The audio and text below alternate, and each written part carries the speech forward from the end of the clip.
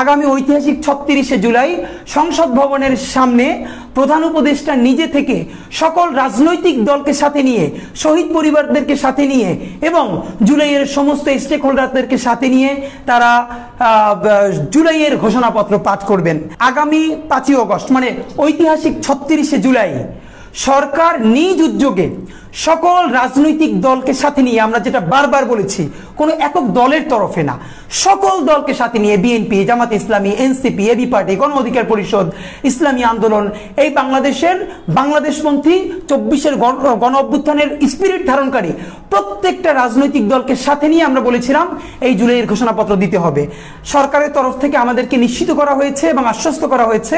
আগামী ঐতিহাসিক ৩৬শে জুলাই সংসদ ভবনের সামনে প্রধান উপদেষ্টা নিজে থেকে সকল রাজনৈতিক দলকে সাথে নিয়ে, শহীদ পরিবারদেরকে সাথে নিয়ে এবং জুলাইয়ের সমস্ত স্টেক হোল্ডারদেরকে সাথে নিয়ে তারা জুলাইয়ের ঘোষণাপত্র পাঠ করবেন। এটা আপনাদেরকে আমরা অত্যন্ত আনন্দের সাথে জানাচ্ছি যে সরকার, এবং বলেছেন যে সকল রাজনৈতিক দলের সাথে মোটামুটি তাদের সমঝোতা হয়েছে এবং এটা কিছু সমস্যা ছিল